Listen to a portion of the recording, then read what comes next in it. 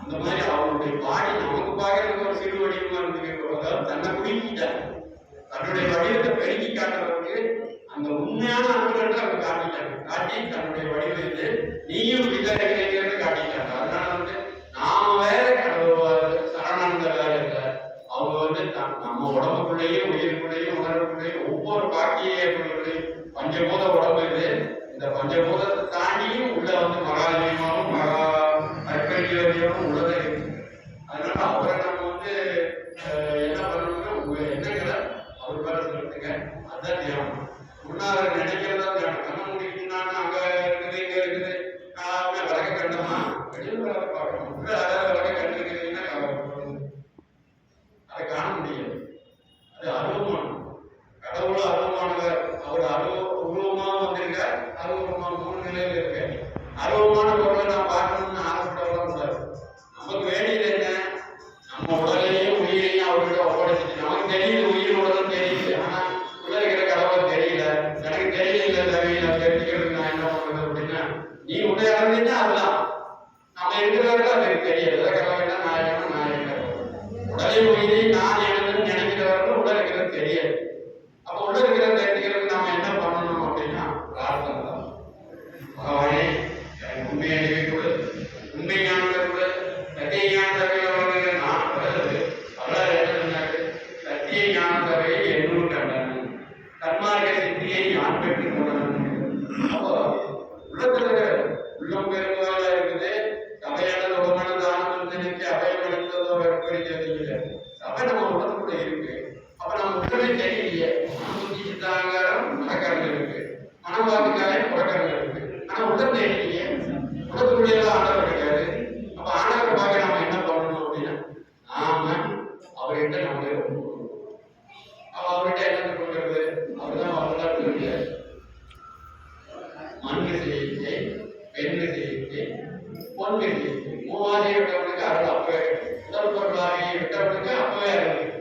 அப்போ உடல் பொருளாக நம்ம எண்ணிக்கை முடிவு கொண்டு வச்சுக்கிட்டு நாங்க ஐயா காலத்துல சாமி கற்றுக்கிட்ட சாமி உடல் பொருளாக எனக்கு அது கிடைக்கும் வந்த எங்கேயும் கொண்டு விடுறது.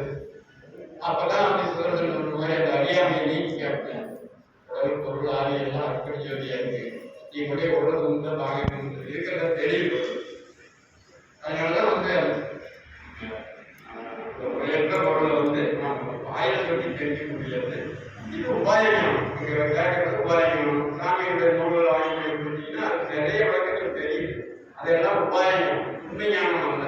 உண்மை ஞானம்ங்கிறது அவங்கவுங்க செஞ்சு பிற உயிர்களை நேசிச்சு பிற உயிர்களுக்கு அம்பிச்சையை புரிஞ்சு அதனால வரக்கூடிய விவரத்தை அவங்களே அறிவிக்கணும்.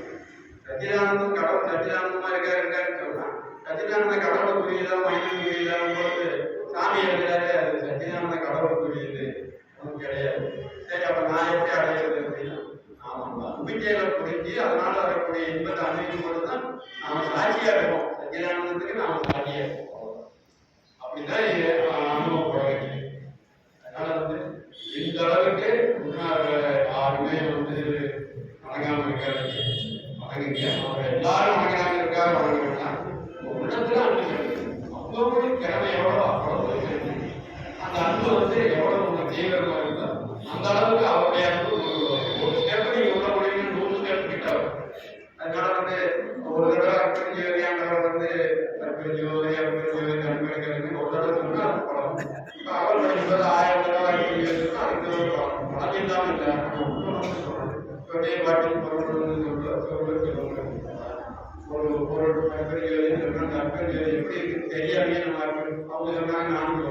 அப்படி சொல்லப்படுது.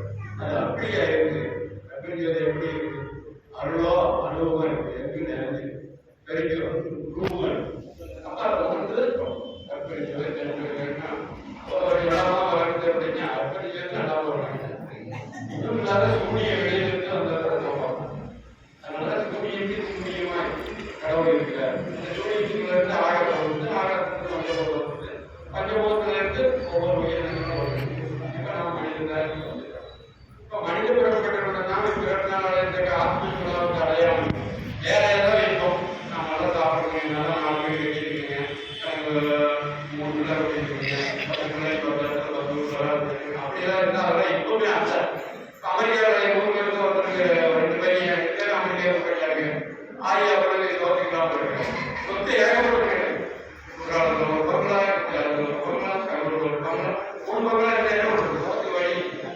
அதனால வந்து நாம தேர்ந்த பொருள் நம்மளை காப்பாற்றுறது அருள் ஒன்றே ஒருவனை காப்பாற்றும். சுடும் கருணை நிறைந்த அருள் பொருளும் முடிந்து வளைத்து வீக்கெல்லாம் கலையினாய் கருநிறைந்த இன்பங்களை வளர்க்கின்ற கருணையா. கருணை என்ன? அது முதல் நெட்டிக்கல் கலக்கிறது என்ன பண்றது அப்படின்னா நீ கடவுள் விசுவாசி தானா இருக்கணும். நீ கூடவே இல்லை, நீ கடவுள் விசுவாசிக்க இந்தியா இருக்க கடவுள் அந்த கல்வியை முடிஞ்சிச்சு. அதனால வந்து தேங்காய் 3 கன்று இருக்கு, 2 கன்று 3 கன்று, ஒன்றுதான் உண்மையான கன்று.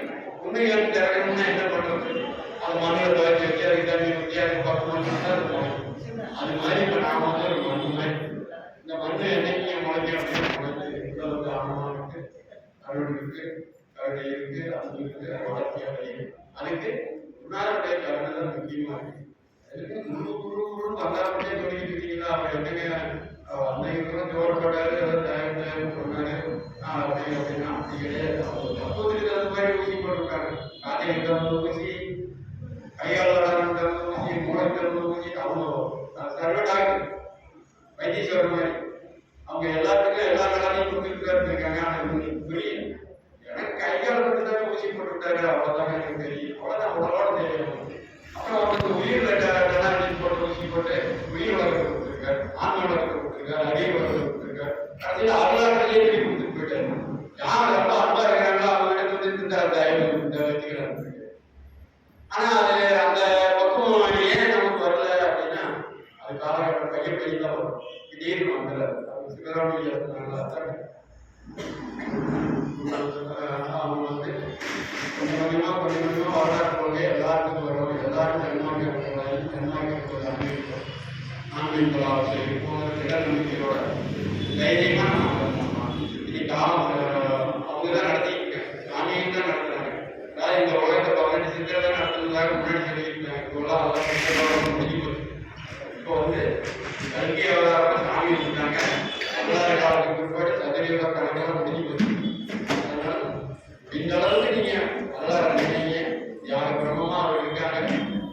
அவங்க வந்து அவங்களுக்கு எந்த நேரம் எதை செஞ்சாலும் நீங்க அதை நினைக்கிறது கஷ்டம். குடிக்கிறீங்களா? வரலாறு சாப்பிடுறீங்களா? எங்க போனாலும் போன பக்கம் வர பக்கம்லாம் அவர் நினைச்சுட்டே போகணும். காரியம் சித்தியாக இருக்காரு. தடையே கிடையாது. தடையற்ற பெருவழி இனி எக்காலம் விட்டு அடவடக்க முடியாத நெடுங்காலம் நடக்கும். சத்தியவாக்க முடியும். காலத்தை கடந்த காலாவிற்கு அடையும் வரும்போது தன்னுடைய அர்ப்பணிக்கிறது சக்திய ஞானதவியில இனி அளவடக்க முடியாத நெடுங்காலம் நானே அவர் உலகத்தில் பட்டதுனால அன்னைக்கே 200 வருஷத்துக்கு முன்னாடி நம்ம ஒரு புதுசு கட்டப்பட பண்ண முடியாது. அன்னைக்கு தேக்கு மரத்திலேயே அவ்வளோ பெரிய ஞானத்தை கட்டியிருக்காங்க. எப்படி கட்ட முடிஞ்சது? எப்படி துர்காணி வந்து அவங்க மேல எழுதியிருக்காங்க அப்படின்னு எல்லாமே அந்த ஆண்டவருடைய அருள். அருள் வெளிப்படை காலத்துல எல்லாம் வழிபடும். அருள் ஒன்றே நினைப்பது. அதனால இனி அருள் சித்தருடைய காலம். ஜாதி சித்தனா இருக்கக்கூடிய அற்புதங்களுடைய வரலாறு வந்து இந்த சிந்தனை இந்த சிந்தனை போது இப்ப நம்ம சாமி வந்து சாதாரணமான ஆன்மா அல்ல, நாம் கண்ட சாமியும் அல்ல. அவங்க வந்து இந்த பிரபஞ்சத்தையெல்லாம் அடக்கம் வேற ஆட்டப்படுவாங்க. சாமி வந்து அப்படி மாறாது. அவங்கவுங்க அவங்க மேல அனுப்பிச்சு எடுத்துங்க. அவங்க உண்மையை காட்டணும்.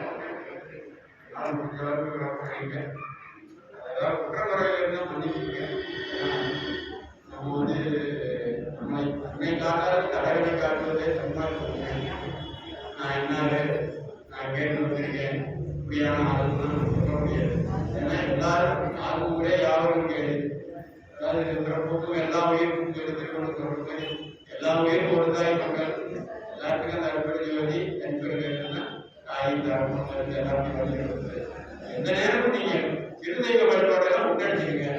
நேரடியாக விளக்கு வச்சுக்கோங்க. ஒவ்வொரு வீட்லையும் ஒரு சின்ன விளக்கு காலையில் ஒரு 1/2 மணி நேரம் சாயந்தரம் ஒரு 1/2 மணி நேரம் ஏற்றுங்க. நீங்க இப்படி இருக்கக்கூடாது. விளக்கை ஏற்றிங்கன்னா உங்களுக்கு விளக்கம் உண்டாகும். விளக்கினை ஏற்றி வெளியில் ஏற்றி விளக்கின் முன் வேதனை மாறும். விளக்கினை ஏற்றி விளக்கினை தூண்டி விளக்க வல்லாருக்கு விளக்கின் கொண்டே விளக்க வல்லாருக்கு விளக்கு அவர்தாமைன்னு திருமணம் சொல்லுங்க. அதனால நீங்க வேலை இருக்கிறீங்க, பெண்களா இருக்கிறீங்கன்னா அந்த விளக்க தகுதி அமைங்க. அவங்க ஒவ்வொரு வீட்லையும் விளக்க ஏற்றிக்கிறீங்க. அந்த விளக்கு உங்களை விளங்க வைக்க கைவிடாது. அந்த விளக்கத்தான் வரலாறு வரலாறு ஏற்றி வச்ச விளக்கு இன்னைக்கு 100 வருஷமா 200 வருஷமா எல்லாத்துக்கும் ஞானத்தை கொடுக்கறதுக்கு அவரே தான் எல்லா வகையிலும் வளர்கிறார். அதனால நம்பிக்கையோட இருக்கேன். எல்லாரும் முடிக்காச்சுங்க. ஏன்னா இங்க வந்திருக்கிறது எல்லா குழுந்தையும் அந்த வரலாறும் இருக்கிறாரு. இந்த குழுவுக்கு வந்து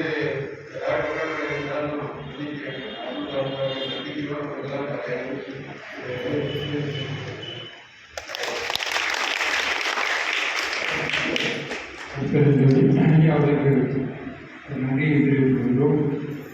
ஐயா வந்து இன்றைக்கே வந்து சாமியுடைய வணக்கத்தோடு இருந்து சிறுவயதிலிருந்து சாமியிட்ட இருந்து இவ்வளோ பெரிய அனுபவப்படுத்துகிறாங்க. ஐயா அவர்களுக்கு நன்றி தெரிவித்துக்கொண்டு அதுக்காக